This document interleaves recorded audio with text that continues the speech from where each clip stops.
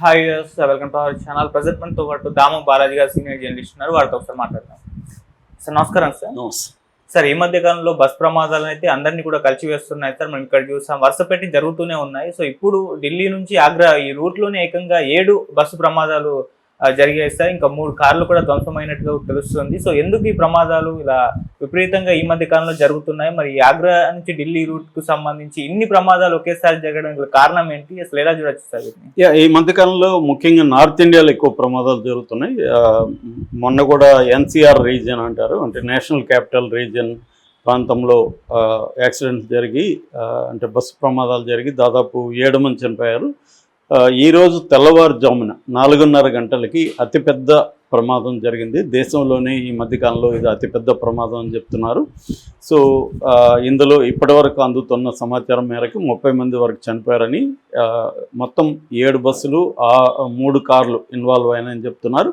7 బస్సుల్లో మంటలు వేసాయి, 4 బస్సులు కంప్లీట్గా దగ్ధమైపోయాయని చెప్తున్నారు. అసలు ఏం జరిగింది, ఈ సంఘటన ఎలా జరిగింది, కారణాలు ఏంటి, దీని మీద మనం మాట్లాడుకుందాం. సో ఇది వచ్చి మధురా జిల్లా, ఉత్తరప్రదేశ్, ఆగ్రా గ్రేటర్ నోయిడా మధ్య ఒక నేషనల్ హైవే ఉంటుంది. ఇది 6 లేన్ హైవే, ఇది 8 లేన్కి కూడా ఎక్స్టెండ్ అవుతూ ఉంది. సో దీంట్లో యమునా ఎక్స్ప్రెస్ హైవే అంటారు. ఇది వచ్చి గ్రేటర్ నోయిడాకి ఆగ్రాకి మధ్యలో ఉంటుంది. 165 కిలోమీటర్ల మొత్తం. ఇది 2012లో అఖిలేష్ యాదవ్ సీఎంగా ఉన్నప్పుడు నిర్మాణం మొదలైంది. దాదాపు 12,839 కోట్ల పెట్టుబడితో దీన్ని చేశారనమాట. సో ఇది వెరీ ఇంపార్టెంట్, ఎందుకంటే ఆగ్రా నుంచి ఢిల్లీ అంటే గ్రేటర్ నోయిడాకి మొత్తం దూరము, అంటే టైం తగ్గిపోయింది. 1 hour 40 minutesలో ఆగ్రా నుంచి నోయిడాకి వచ్చేయచ్చు. ఇదేంటంటే యాక్సెస్ కంట్రోల్డ్ ఎక్స్ప్రెస్ హైవే అంటారు, అంటే బయట నుంచి ఇంకేం రావు అనమాట. సో దీనికి సపరేట్గా మళ్ళీ సర్వీస్ రోడ్స్ కూడా చాలా నిర్మించారు. సో దీంట్లో ఈ ప్రమాదం జరిగింది. ఈ రోడ్లు ఏంటంటే ఈ ఎక్స్ప్రెస్ హైవేలో రోజుకి 1,00,000 వెహికల్స్ వెళ్తుంటాయని చెప్తున్నారు. సో ఈ తెల్లవారుజామున 4:30 గంటలకి ఏమైందంటే, ముందుగా 2 కార్లు ఒకదానికి ఒకటి కొట్టుకొని ఆగినాయి. ఆగేసరికి ఇంకొక కారు వచ్చి కొట్టుకుంది. దాని తర్వాత వరుసగా బస్సులు, ఈ బస్సుల్లో ఒకటేమో లోకల్ ఆర్టీసీ బస్సు, మిగతా 6 బస్సులేమో స్లీపర్ బస్సులు. సో ఈ స్లీపర్ బస్సులనే మంటలు వ్యాపించాయని చెప్తున్నారు. సో ఈ మంటలు వ్యాపించి దాదాపు 4 బస్సులు అయితే కంప్లీట్గా ఇదైపోయింది. అక్కడ దగ్గర ఆ టైంలో ఉన్న ఒక కుర్రవాడు సెల్ ఫోన్తో వీడియో తీసి దాన్ని పెట్టాడు, అది కూడా వైరల్ అయింది. సో ఇమ్మీడియట్గా రెస్క్యూ ఆపరేషన్ కూడా స్టార్ట్ అయింది. నేషనల్ హైవేకి సంబంధించిన పెట్రోలింగ్ వాళ్ళు వచ్చారు. తర్వాత 20 అంబులెన్సులు ఇప్పటి వరకు వచ్చి వాళ్ళందరినీ తీసుకెళ్ళాయి. అట్లాగే అక్కడ స్టేట్ డిజాస్టర్ రిలీఫ్ ఫోర్స్ కూడా ఎంటర్ అయింది. సో ఇప్పుడైతే అవి జరుగుతున్నాయి. మొత్తం బ్లాక్ అయిపోయింది ఆ రోడ్డు అంతా, కొన్ని వేల వెహికల్స్ ఆగిపోయినాయి.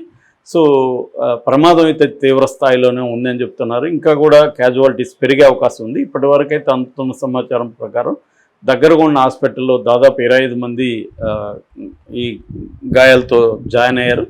సో అధికారులు చెప్పేది ఏంటంటే, ఇప్పుడు జాయిన్ అయిన వాళ్ళు ప్రమాదం అయితే లేదు, స్టేబుల్ కండిషన్లో ఉంది, బట్ సీరియస్గానే దెబ్బలు తగిలాయి, బట్ కోలుకోవడానికి టైం పడుతుందని చెప్తున్నారు. ఇంకా డెత్స్ గురించి అయితే కన్ఫర్మేషన్ రాలేదు. కొన్ని రిపోర్ట్లలో 4 చనిపోయారని వస్తున్నాయి, కొన్ని రిపోర్ట్లో 30 మంది వరకు చనిపోయినారని వస్తున్నాయి. ఇంకా ఇది ఎవాల్వింగ్ ఇన్సిడెంట్ కాబట్టి ఇంకా మనకి డేటా వచ్చేదానికి ఈవినింగ్ అయ్యే అవకాశం ఉంది. అయితే కారణాలు ఏంటి, ఎందుకు ఇంతగా జరిగిందంటే, మేజర్ కారణం వచ్చి ఫాగ్, దట్టమైన పొగమంచు కమ్ముకుంది. అట్లాంటి సిచ్యువేషన్లో మామూలుగా అయితే మెల్లగా వెళ్ళాలి, ఫాగ్ లైట్లు వేసుకొని మెల్లగా వెళ్ళాలి, కానీ వీరి కార్లు ఫాగ్లో కూడా వేగంగా వెళ్తున్నట్టు కనిపిస్తుంది. దానివల్ల ఢీకొన్నాయి అనేది ఒక వెర్షన్. రెండో వెర్షన్ ఏంటంటే, ఆ ఫాగ్లో మామూలుగా అయితే ఎక్కడ కూడా రోడ్ల మీద వెహికల్స్ ఆపద్దని గైడ్ లైన్స్ ఉన్నప్పటికి కూడా ఒక వెహికల్, ఒక ట్రక్ ఏదో ఆపారని ఆ ట్రక్కి ఫస్ట్ కార్ వెళ్ళి గుద్దుకుంది, అక్కడ నుంచి మిగతా వరుసగా కార్లు గుద్దుకున్నాయి అనేది ఒక వెర్షన్. ఏదేమైనా పొగమంచు డ్రైవర్ల నిర్లక్ష్యం ఈ రెండు కారణాలుగా చెప్తున్నారు. అంటే ఆల్మోస్ట్ విజిబిలిటీ జీరో అని చెప్తున్నారు. విజిబిలిటీ అస్సలు లేదు, అంత దట్టంగా ఉంది, మనకు ముందు ఏమీ కనిపించట్లేదు. ఒక గుడ్డివాడు డ్రైవ్ చేసినట్టు ఎలా గుడ్డివాడు చేస్తే అలాగే చేయాల్సింది, అసలు ఏమీ కనిపించట్లేదు లైట్లు వేసుకున్నా కూడా.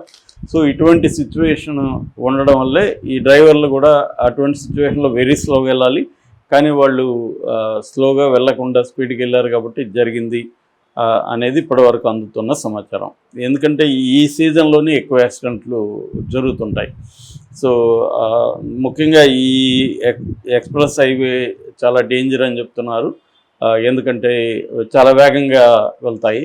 సో దీనికి యాక్సెస్ కంట్రోల్ ఉంది కాబట్టి ఏ రకమైన ఇబ్బందులు ఉండవని చెప్పి వేగంగా వెళ్తుంటారు.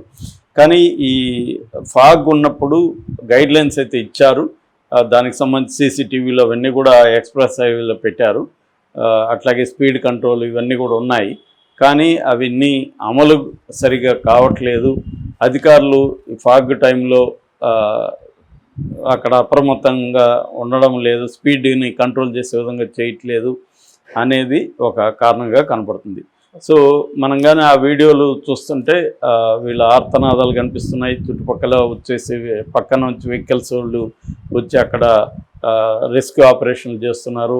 కొంతమందిని తీయడం కూడా కష్టంగా ఉంది, ఎందుకంటే ఈ తలుపులు జామ్ అయిపోయినాయి మంటలకి. మనకి ఇక్కడ కర్నూలులో చూసిన దానికంటే కూడా ఇది చాలా చాలా పెద్ద ప్రమాదంగా చెప్పుకోవచ్చు. కర్నూలు అంటే ఒక బస్సు ఇన్వాల్వ్ అయింది, దీంట్లో 7 బస్సులు 3 కార్లు ఇన్వాల్వ్ అయినాయి. సో ఇదైతే మొత్తం ఇప్పటివరకు అందుతున్న సమాచారం ప్రకారం అయితే ఎంతమంది ఇంకా చనిపోతారు అనేది ఇంకా అందట్లేదు. 30 మంది అయితే ఇప్పుడు చనిపోయారు. ఇదేంటంటే 6th లార్జెస్ట్ ఎక్స్ప్రెస్ హైవే అనమాట, ఇండియాలోనే 6th largest express highway.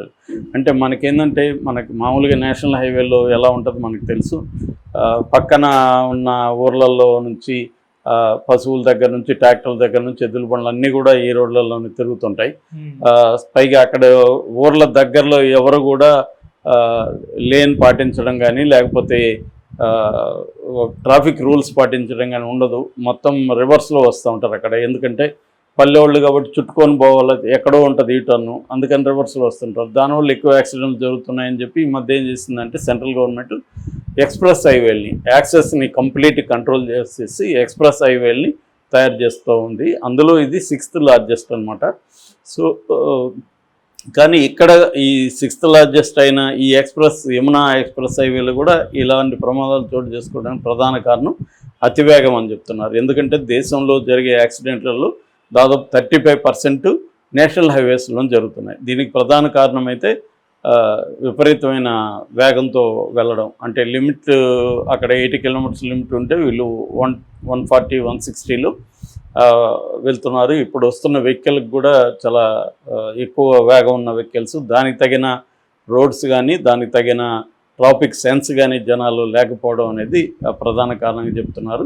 So అందువల్ల ఈ మధ్యకాలంలో మనకి యాక్సిడెంట్లు అయితే విపరీతంగా ఇండియాలో పెరుగుతున్నాయి.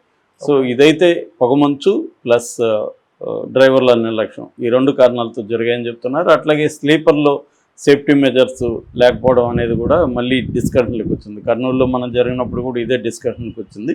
ఇప్పుడు కూడా అక్కడ ఎమర్జెన్సీ డోరు ఒకే దగ్గర ఉండడం, ఇది కూడా 4:30 అర్లీ మార్నింగ్ జరిగింది కాబట్టి అందరూ నిద్రలో ఉండడం, ఇటువంటి కారణాల వల్ల కూడా డెత్ టోల్ ఎక్కువ పెరిగినట్టుగా చెప్తున్నారు. Okay sir, thank you so much.